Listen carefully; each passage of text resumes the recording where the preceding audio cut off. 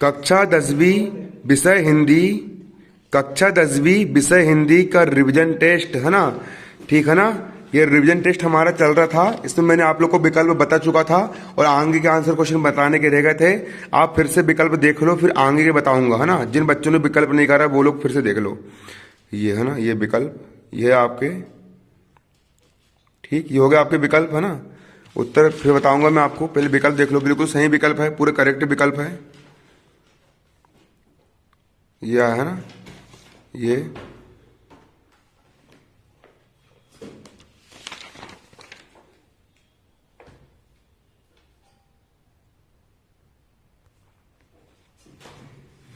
अब देखो प्रश्न 5 आपका क्या बोल रहा है। प्रश्न 5 आपको बोल रहा है बालक राम की कौन सी क्रियाओं से माता प्रसन्न होती है ना।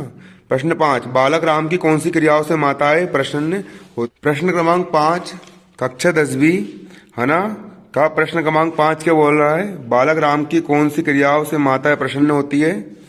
प्रश्न 5 है ना। तो देखो, बालक श्री राम कभी चंद्रमा को मांगने की हट करते हैं और कभी उसकी परछाई को देखकर डर जाते हैं। वे ताली बजाकर नाचने लगते हैं और कभी क्रोधित होकर कहते हैं और जिस वस्तु की मांग पर अड़ जाते उसे लेकर ही मानते हैं। बालक राम की इन्हीं चेष्टाओं से माताएं प्रसन्न होती है। अब प्रश्न 6 भारत की दुर्दशा का प्रमुख कारण कवि ने क्या बताया है ना। प्रश्न 6 भारत की दुर्दशा का प्रमुख कारण कवि ने क्या बताया है। तो इसका उत्तर ये आएगा आपका, देखिए ये लिखा है ना। देखो, भारत की दुर्दशा का कारण बताते हुए कवि ने कहा है कि हमारे भारत के लोगों के बीच में आपसी बैरपुट एवं मतभेद जातिवाद इसका प्रमुख कारण होता है। अब प्रश्न क्रमांक 7 का उत्तर, प्रश्न क्रमांक 7 ये बोल रहा है रीतिकाल के 2 प्रमुख कवियों के नाम एवं उनकी 2 रचनाएं के नाम लिखो। उत्तर, रीतिकाल के प्रमुख कवि एवं रचनाएं, कवि और रचनाएं। कवि पहला केशवदास की रचना क्या है, रामचंद्रिका, कवि प्रिया आदि। दूसरा भूषण की रचनाएं क्या है, शिवराज भूषण, छत्रसाल दशक आदि। प्रश्न 8 का अथवा भाषा की प्राप्ति किस प्रकार होती है। उत्तर, भाषा परंपरा से प्राप्त है किंतु यह निरंतर समय के साथ बदलती कटती छटती रहती है। आज की भाषा वैदिक युग से लेकर आज तक निरंतर प्रवाहमान के रूप में चली आ रही है, परंतु यह भाषा ना तो वैदिक काल की है न अभ्रंश काल की, यह तो समकालीन संदर्भों में नवीन रूप धारण कर विकसित होती चली आ रही है। अब प्रश्न क्रमांक 9 का अथवा उपन्यास और कहानी में कोई 2 अंतर लिखिए। उत्तर, उपन्यास और कहानी, उपन्यास का पहला पॉइंट, उपन्यास बड़े आकार की होते हैं, कहानी छोटे आकार की होती है।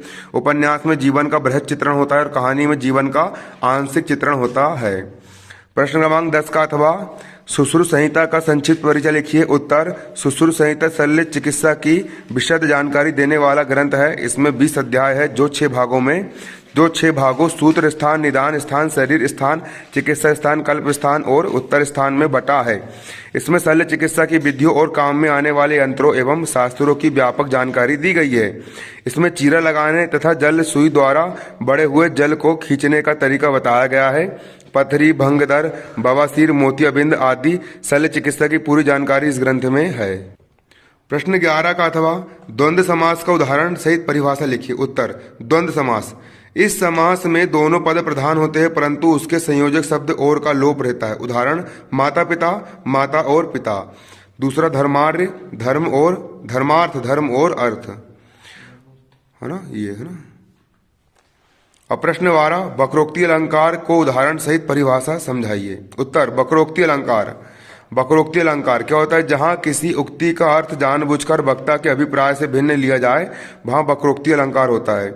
उदाहरण, कौ तुम है घनश्याम हम तो बरसों कित जाई। स्पष्टीकरण, यहाँ राधा ने श्याम का अर्थ कृष्ण समझते हुए भी बादल से लगाया है। प्रश्न 13, नर्मदा और सोन से संबंधित लोक कथा लिखिए। उत्तर, लोक में नर्मदा और सोन का प्रणय कथा प्रचलित है। ये कथा अमरकंटक के भूभाग में ही जन्म लेती है। सोन नदी अपने उद्गम स्थल से सैकड़ों फुट ऊंचाई से गिरती है जबकि नर्मदा अपने उद्गम कुंड से निकलकर एकदम शांत और सूक्ष्म रूप में बहती है। लोक में प्रचलित नर्मदा और सोन की प्रणय कथा मिथकीय है। प्रश्न 14, निम्नलिखित शब्द समूह के लिए शब्द लिखिए। पहला है मन के भाव, दूसरा निरंतर चलने वाला, तीसरा महिमा से पूर्ण। तो मन के भाव का मनोभाव, निरंतर चलने वाले को गतिशील कहते हैं और महिमा से परिपूर्ण को महिमामय कहते हैं। प्रश्न क्रमांक 15 का अथवा अतिशयोक्ति अलंकार की परिभाषा उदाहरण सहित लिखिए। उत्तर, अतिशयोक्ति अलंकार जहां लोक की मर्यादा को पार करके किसी वस्तु का अत्यंत बढ़ा चढ़ाकर वर्णन किया जाए वहां अतिशयोक्ति अलंकार होता है। उदाहरण, पत्रा दी तिथि पाइये बा घर के चहुपास, निये प्रति पुण्यो रहत आनंद ओप उजास। ये इसका उत्तर है ना। स्पष्टीकरण, यहाँ नायिका के मुख की कांति का अतिशय बड़ा चढ़ाकर वर्णन किया गया है ना। भली लड़की उतनी अच्छी नहीं दिख रही लेकिन उसको बिल्कुल चढ़ा दिए कि भैया तू ये है वो है, न्याय प्रति है, पुण्याई है, तेरा चेहरा ऐसा वैसा है ना। ऐसा फालतू की बात है ना। बड़ा चढ़ा करके तारीफ कर रहा है नायिका की, है ना, हीरोइन की, है ना जी। अतिशयोक्ति अलंकार। प्रश्न क्रमांक 16, महाकवि सूरदास अथवा गोस्वामी तुलसीदास जी की काव्यगत विशेषताएं निम्नलिखित बिंदुओं के आधार पर कीजिए। पहला 2 रचनाएं, दूसरा भाव पक्ष, तीसरा कला पक्ष और चौथा साहित्य में स्थान। तो महाकवि सूरदास 2 रचनाएं, सूर सागर, सूर सारावली आदि। भाव पक्ष, कृष्ण लीलाओं के अमर गायक सूरदास के काव्य में भक्ति, वात्सल्य एवं श्रृंगार की त्रिवेणी प्रभावित है।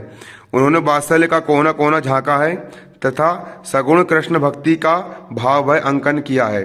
विनय, माधुर्य एवं है ना साक्ष्य भाव की भक्ति का मिश्रण सूर के काव्य में है। कला पक्ष, सूरदास ने सुललित एवं माधुर्यमयी ब्रज भाषा में काव्य रचना की है। इसकी भाषा में सरलता, तरलता, सरसता, माधुरता एवं स्वाभाविकता के सर्वत्र दर्शन होते हैं। इनके पदों में भावुकता, तीव्रता एवं संगीतात्मकता का अद्भुत समन्वय है। साहित्य में स्थान, सूरदास भक्ति काल की कृष्ण भक्ति धारा के प्रतिनिधि कवि है। वे वात्सल्य तथा श्रृंगार रस के आचार्य है। सूर वास्तव में हिंदी साहित्यकार के सूर्य। प्रश्न 17, हजारी प्रसाद द्विवेदी अथवा रामवृक्ष बेनीपुरी का साहित्यिक परिचय निम्नलिखित बिंदुओं के आधार पर लिखिए। पहला 2 रचनाएं, दूसरा भाषा, शैली, साहित्य में स्थान। 2 रचनाएं, अशोक के फूल, कोमा कुटज आदि। भाव पक्ष, भाषा, द्विवेदी जी ने भाषा के विविध रूप अपनाए हैं। द्विवेदी जी की भाषा का रूप अत्यंत संयत और गंभीर है जो कि विचारात्मक निबंधों में प्राप्त होता है। आपने भाषा को प्रभावपूर्ण बनाने के लिए जहां तहां उर्दू, अंग्रेजी आदि शब्दों का भी प्रयोग किया है।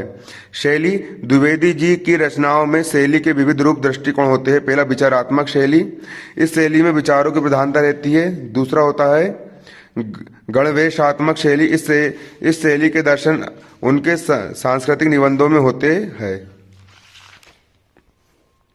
तीसरी तुम्हारी आलोचनात्मक शैली, यह शैली उनकी व्यवहारिक आलोचनाओं में दृष्टिकोण होती है। चौथा है भावात्मक शैली, द्विवेदी जी जहां भावुक हो उठते हैं वहां उनकी इस शैली के दर्शन होते हैं। अगला है तुम्हारा राष्ट्र साहित्य में स्थान, इतिहास, निबंध, समीक्षा के माध्यम से आपने रचनाकार के उत्कृष्ट मानदंड स्थापित किए। हिंदी साहित्य आपका सदैव ऋणी रहेगा। प्रश्न 18, पद्यांश की व्याख्या संदर्भ, प्रसंग, अर्थ सहित कीजिए। इसका आगे का वीडियो में जल्दी लेकर के आ रहा हूँ, बस लेकर के आ रहा हूँ, है ना। पद्यांश थोड़ा दूसरा वाला आ गया है तो वो भी आपको लिखवाता हूँ, है ना।